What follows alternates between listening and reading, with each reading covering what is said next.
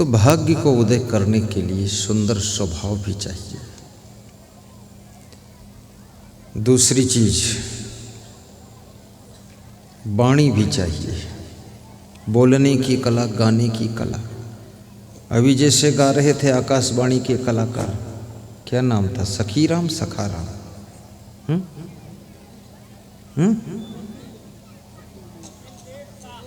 कपिल देव शाह, उसका प्रभाव पड़ गया। वो कुछ गा रहे थे, सखी मोरे आए गुरु कुछ बता रहे थे। मुझे भी अच्छा लगा, लोगों ने बताया वो आकाशवाणी का कलाकार है। तो वास्तव में आकाशवाणी का हो ना हो, लेकिन सत्संग मंडप का कलाकार तो है ही है। उसका प्रभाव पड़ा। विशेष गुण आप में होंगे तभी प्रभाव पड़ेगा। काम करने का गुण विशेष होना चाहिए। काम तो सभी करते हैं, लेकिन विशेष गुण हो आप में। और जिनमें विशेष गुण होता, पास तो सब बच्चे हो जाते 33% अंक में, लेकिन जो विशेष अंक लाता है उसका फोटो होर्डिंग में छाप करके कॉलेज की संस्था चौराहे पर लगाती है कि ये बालक 98% मार्क लेकर निकला है, मेरी संस्था में इतने टॉपर विद्यार्थी होते हैं। प्रभाव, जब आप अच्छा रिजल्ट दोगे तभी प्रभाव बनेगा। महिलाएं भोजन बनाती तो सब हैं, खाती भी हैं, सब खाते हैं, लेकिन सबका प्रभाव बनाने का अलग अलग है।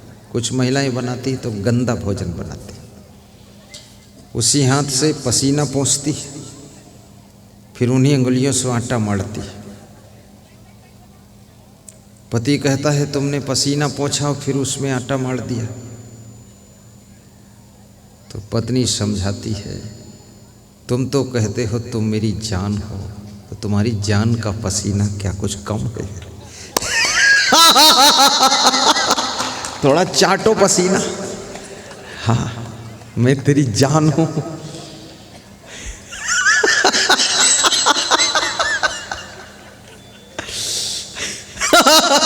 लोगों को अच्छा लगा कि मैं तो इधर बैठा हूं, जान उधर बैठी।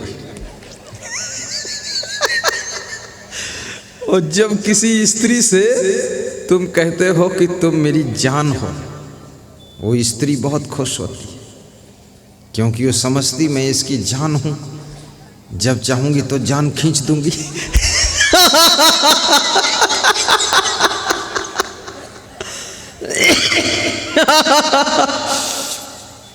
अब ये अगर जान है तो तुम क्या हो? वर माने दूल्हा, बर हो बर, तो वर और ये जान, और जान वर मिला दो तो क्या होता है? दोनों मिलके जानवर।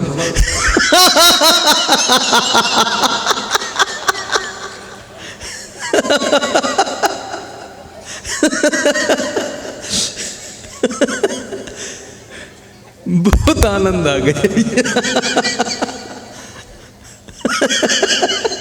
पहली बार ऐसी खोज हुई।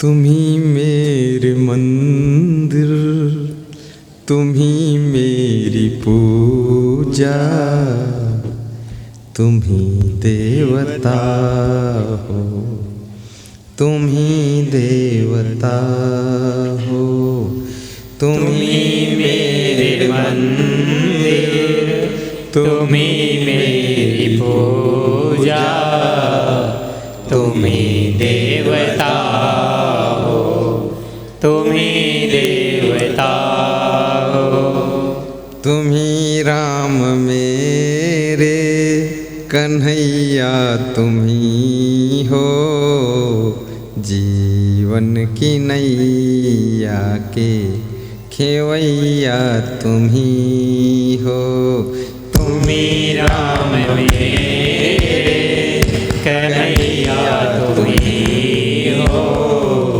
जीवन जीवन की नैया के केवैया तुम ही हो। तुम्हें देख कर के एक ख्याल आ रहा है कि जैसे फरिश्ता दरस दे रहा है। तुम्हें देख कर के ये ख्याल आ रहा है कि जैसे फरिश्ता दरस दे रहा है। कोई मेरी आँखों को देखे तो समझे कि तुम मेरे क्या हो, कि तुम मेरे क्या हो।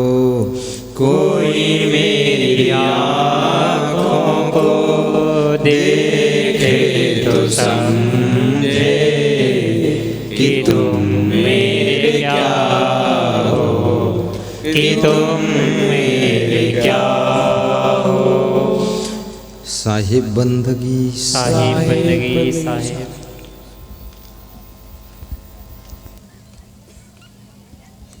स्वभाव। दूसरी चीज है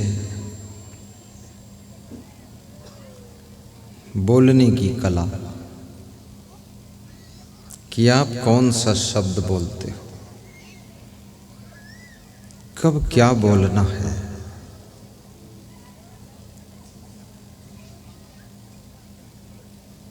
कौन कौन शब्द प्रभावशाली है।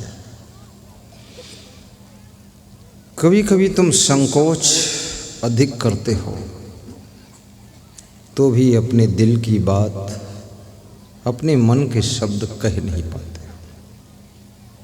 भाव तो अंदर है लेकिन अपने भावों को व्यक्त नहीं कर पाते। और कभी कभी तुम्हारे भावों को सुनने वाला कोई नहीं है।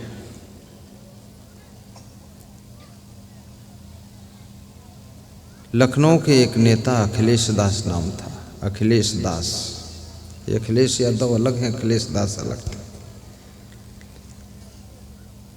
तो उन्होंने कहा कि हमारी पार्टी की हाई कमान को मेरी बात सुनने का टाइम नहीं है, इसलिए मैं पार्टी ही छोड़ देता।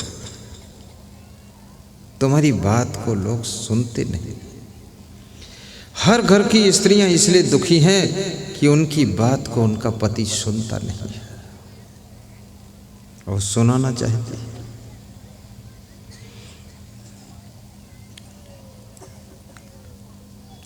एक वकील घर में बैठा था, एडवोकेट था, तो उसकी पत्नी जोर जोर से गला फाड़ फाड़ कर बोल रही थी।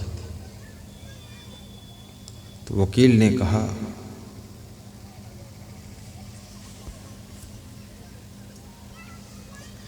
धीरे बोलो, कम बोलो, मत बोलो।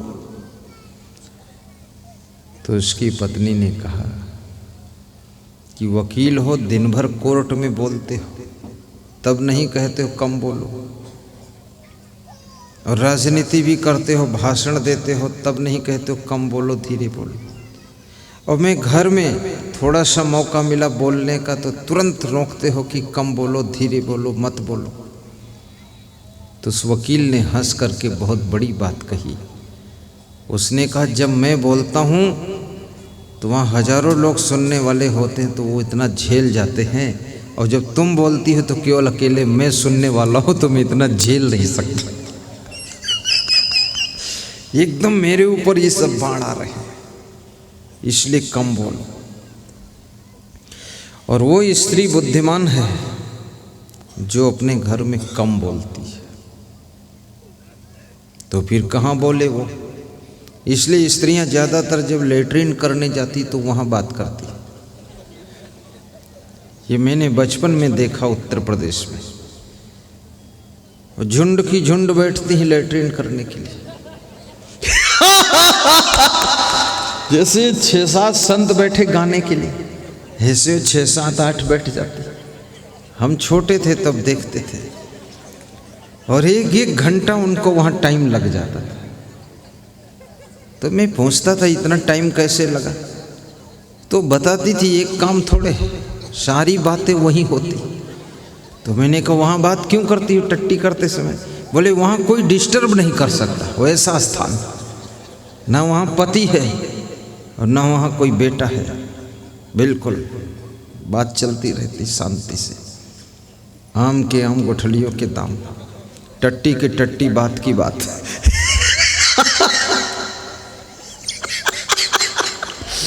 और बिहार में भी ऐसा तो होता ही होगा। हाँ, वो सब जगह वही व्यथा कथा है। लेकिन लेटरिन समय बात करते हैं जो लोग, उनके दांत जल्दी गिर जाते हैं, और जो भोजन के समय बात करते हैं उनकी आंखें बहुत जल्दी कमज़ोर होती, और जो बिस्तर पर बात करते हैं उनकी कमर कमज़ोर हो जाती है, और जो लोग गाड़ी चलाते समय बात करते हैं उनकी उम्र कम हो जाती है। गाड़ी चला रहे हैं, बात कर रहे हैं, उनकी उम्र कम हो जाती है क्योंकि एक्सीडेंट हो जाता है। इसलिए गाड़ी चलाते समय बात नहीं करना चाहिए। सही बंदगी।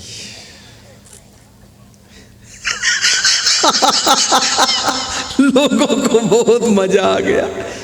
बाद को भी लोग सोच रहे गुरुदेव कहाँ से कहाँ पकड़ के लाते। वो महिलाएं अभी भी हंस रही, ये यहाँ भी हंसेगी, ये घर तक हंसती हुई जाएगी, ये रजाई के भीतर फिर हंसेगी, और सवेरे उठेगी तब हंसेगी। इसका पति पूछेगा क्यों हंसती, पागल है? तो बोलेगी असंग साहब ने पागल बनाया।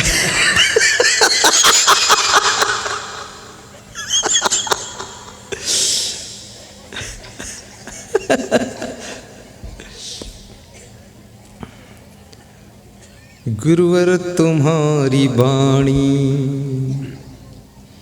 पागल कर जाती है, मुस्कान तेरी गुरुवर घायल कर जाती है, मुस्कान तेरी गुरुवर पागल कर जाती है, घायल कर जाती है। ज्ञान तेरा गुरुवर, ज्ञान तेरा गुरुवर, वाणी तेरी गुरुवर पागल कर जाती है, घायल कर जाती है। सीधे बैठ जाओ, सीधे हो जाओ।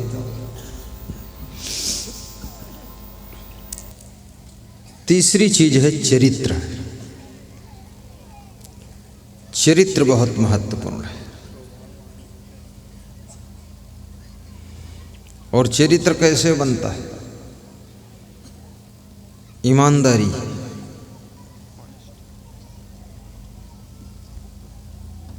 तुम्हारे चरित्र का निर्माण करती है। संयम नियम तुम्हारे चरित्र का निर्माण करता है।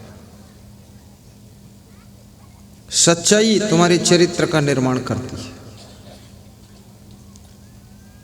नीति चरित्र का निर्माण करती है। बेईमानी चरित्र को गिरा देती है। चालाकी चरित्र को गिराती है। कपट चरित्र को गिराता है। व्यभिचार चरित्र को नष्ट करता है। सदाचार चरित्र को उठाता है। और जितना अच्छा तुम्हारा चरित्र होगा उतना ही अच्छा तुम्हारा भाग्य बनेगा। चरित्र को बनाने में पैसे नहीं खर्च होते हैं। चरित्र तो फ्री बनकर तैयार होता है। ईमानदारी में कोई पैसा खर्च होता है? बिल्कुल नहीं खर्च होता।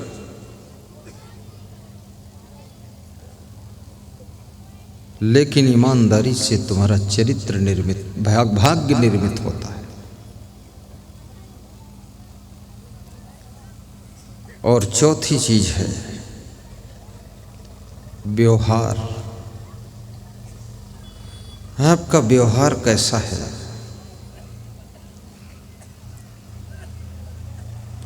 छल कपट रहित व्यवहार हो,